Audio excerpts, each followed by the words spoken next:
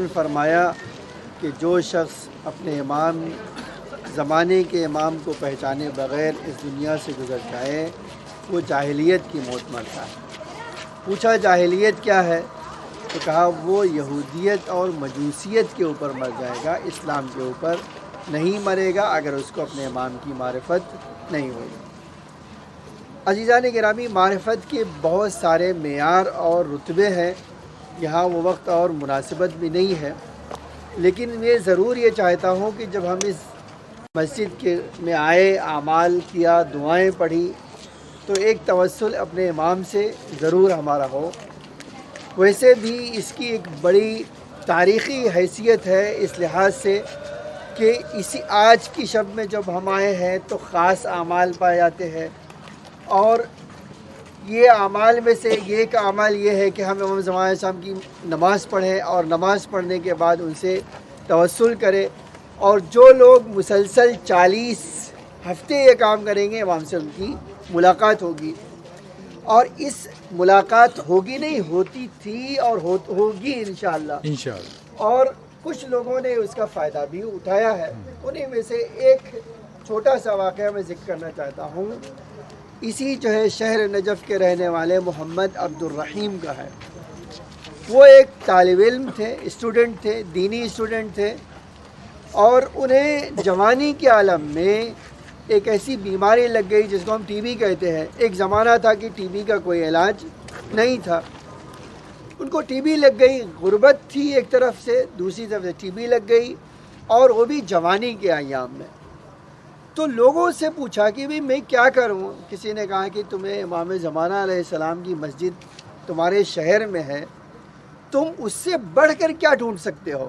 جو کائنات کا مرکز ہے، جو کائنات کی روح ہے، جس کو اللہ تعالیٰ نے وسیلہ بنایا ہے ہر چیز کے لیے، تم اس کی بارگاہ میں متوسل ہو، ان سے اپنی حاجت طلب کر لو، اپنی شفا ان سے لے لو۔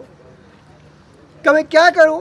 ان کو کسی عالم نے رہنمائی کی کہ یہ 40 آپ شب بدھ آپ یہ کام کر لیجئے۔ انہوں نے آنا شروع کیا۔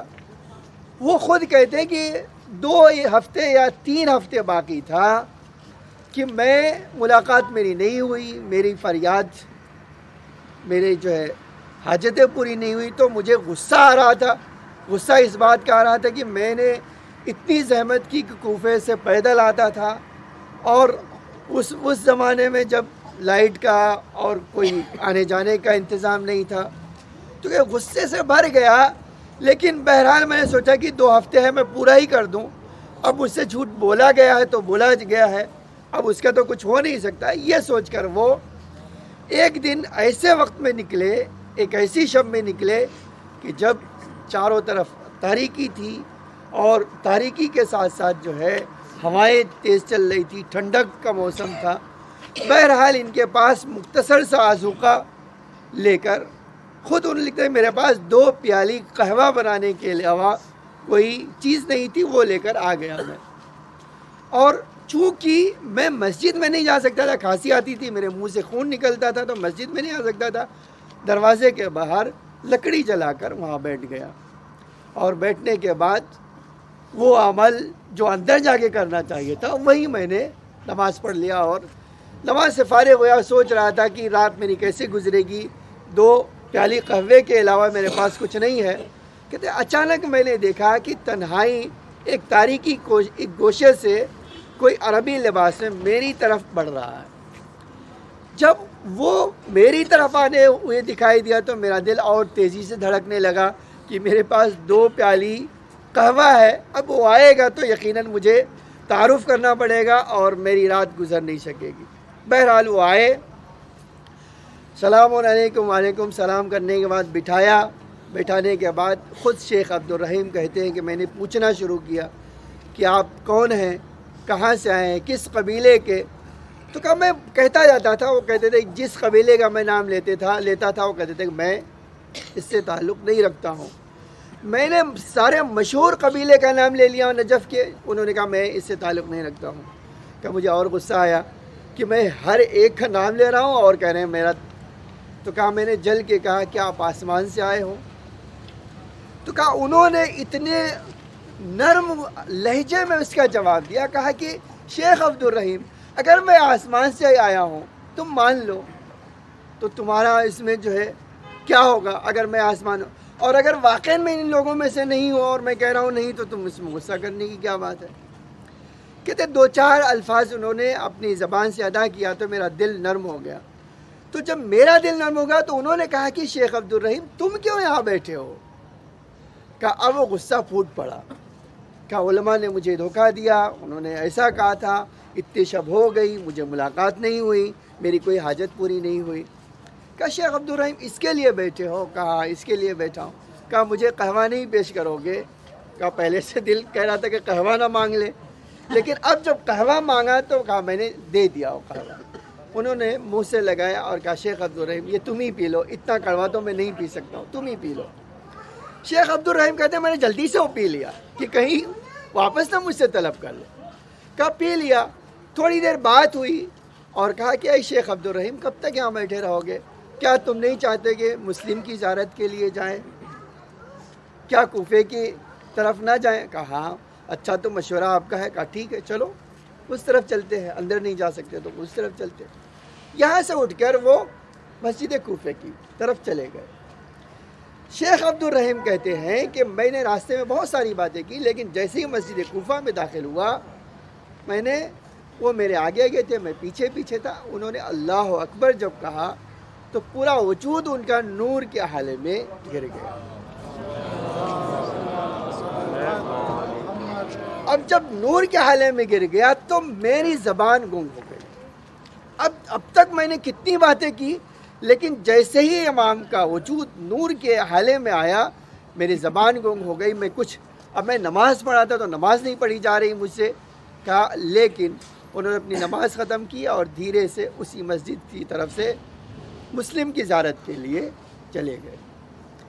میں پیچھے پیچھے کا مولا، میں نے جسارت کی آپ کی بارگاہ میں نے آپ کو کیا کہا، لیکن انہوں نے کہا کہ میں نے دیکھا کہ امام نے مجھ سے کوئی اور بات نہیں کی، مسلم کی زیارت کی اور وہیں سے آسمان کی طرف ان کا نور چلا گیا. عزیزان گرامی، آج ہماری معرفت صرف محدود ہے اس بات کی کہ اگر ہماری حاجت پوری ہو گئی تو ہمارے امام ہیں، نہیں حاجت پوری ہوئی تو ہمارے امام نہیں ہے. لیکن حقیقت میں آج کی جو تاریخ ہے جہاں ہم کھڑے ہوئے ہیں اور جو شب ہے وہ ہمیں سکھاتی ہے کربلا والوں سے. کیا سکھاتی ہے؟ کہ ہم اپنی ہر چیز اپنے امام پر قربان کر دیں، امام تقاضا کرے یا نہ کرے. آپ اگر واقعاً آج چاند رات ہے یا پہلی یا دوسری محرم جو بھی ہو، آپ کبھی سوچئے کہ کربلا کے شہید جو ہے آج ہم ان کو سلام کرتے ہیں. کیوں؟ اس لیے کہ انہوں نے اپنی ہر خواہش کو امام کے سامنے لا کر پیش کر دیا اور کہا مولا ہماری خواہش کچھ نہیں ہے، جو آپ کی خواہش ہے وہ ہماری خواہش ہے. آپ ذرا جناب زینب کا یہ جملہ ان کے بارے میں سن لے کہ جناب زینب نے خالی بھائی سے کہا تھا بھیا آپ نے اصحاب کو آزما تو لیا. کسی صحابی کے جب کانوں میں آواز آئی، اس سے جا کر دوسرے صحابیوں سے کہا کہ تم نے سوچا کہ شہزادی کیا تمہارے بارے میں سوچتی ہے؟ تو اس نے کہا کیا؟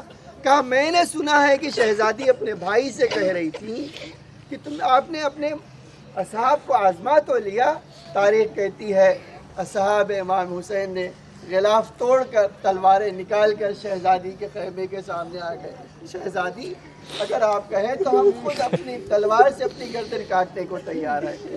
عزیزان گرامی، یہ وہ درس ہے جو ہمیں اپنے امام کے لیے سیکھنا چاہیے کہ ہمیں اپنی ہر خواہش کو امام کے سامنے، امام کی خواہش کو اپنانا ہے، اپنی ہر خواہش کا گلا گھونٹ دینا ہے، تو ہی ہم کربلا کے شہیدوں سے کچھ سیکھ سکتے ہیں. عزیزان گرامی، آج ان جملوں سے آپ کا دل درد میں مبتلا ہو جاتا ہے. کبھی آپ سوچئے جو وارث حسین ہے، جو امام زمان ہے، جن کے لیے کہا جاتا ہے کہ منتقم خون حسین ہیں، روایتیں جو کہتی ہیں، میں نے وہاں مشہد میں ایک جملہ کہا تھا کہ ہم خالی مصائب سنتے ہیں، آقا ہماری نظروں سے دیکھتا ہے. میں آج چاہتا ہوں کہ 2 جملے ضرور ذکر کروں. ہم امام حسین کی پیاس کو سنتے ہیں لیکن آقا وجدان کرتے ہیں. تو آپ ذرا سوچئے، میں ایک روایت پڑھ کے بات ختم کر رہا ہوں. شہزادی سکینہ کہتی ہے کہ جب پیاس کی شدت ہماری بڑھنے لگی اور اس حد تک بڑھ گئی کہ میں بچوں کے ساتھ اس خیمے میں گئی جہاں یہ مشکیزیں رکھے ہوئے تھے، ایک ایک مشکیزہ اٹھاتے تھے، پانی نہیں تھا، تو آخر ہم نے اپنے آپ کو، اپنے کرتے کو اٹھایا اور اپنے سینے کو زمین پر رکھ دیا تاکہ اس کی خنکی کے محسوس کر سکے۔ جب اس سے بھی تسکین نہ ملی، شہزادی کہتی ہے میں نے سوچا کہ میری پھوپھی اماں نے بچوں کے لیے کچھ پانی ضرور رکھا ہوگا، یہ سوچ کر میں نکلی، میرے پیچھے پیچھے اہل بیت کے بچے نکلے، کہ ہم ڈھونڈتے ایک کمرے میں گئے، ایک خیمے میں گئے تو دیکھا میری پھوپھی اماں بھیا علی اصغر کو کبھی ماں کی گود سے لیتی ہے اور کبھی ماں کی گود میں دیتی ہے اور اس کو سہلاتی ہے، بہلانا چاہتی ہے، لیکن بھیا جو مطلب ہے پیاس سے تڑپ رہا ہے، اس کو کچھ سجائی نہیں دیتا۔ کہتے یہ منظر میں نے دیکھا، اب میں اپنی پیاس بھول کر پیچھے پلٹ گئی، میری آنکھوں سے آنسو جاری ہو گیا کہ میں نے یہ جب پلٹ کر جا رہی تھی تو ایک مرتبہ زینب جو میری پھوپھی اماں نے پوچھا بیٹا کچھ کہنے آئی تھی، بیٹا کچھ چاہیے تمہیں، کچھ پوچھنے آئی تھی؟ کہا پھوپھی اماں ارے جو منظر میں نے دیکھ لیا اب مجھے کوئی چیز نہیں، ارے پھوپھی اماں ارے پیاس کی شدت نے مجھے بے چین کر دیا تھا، اسی لیے میں آپ کے پاس آئی۔ اللہ لعنت اللہ علی القوم الظالمین، سیعلم الذین ظلموا ایا منقلب ینقلبون۔ الہی بحق زہرا و ابیہا و بعلہا و بنیہا و سر المستودع فیہا، اے اللہ اس جگہ پر تیری بارگاہ میں اسی امام برحق کے واسطہ اے اللہ امام زمانہ علیہ السلام کے ظہور میں تعجیل فرما، زمین کو آقا کے ظہور کے لیے آمادہ فرما، ہم سب کو آقا کے غلاموں میں شمار فرما۔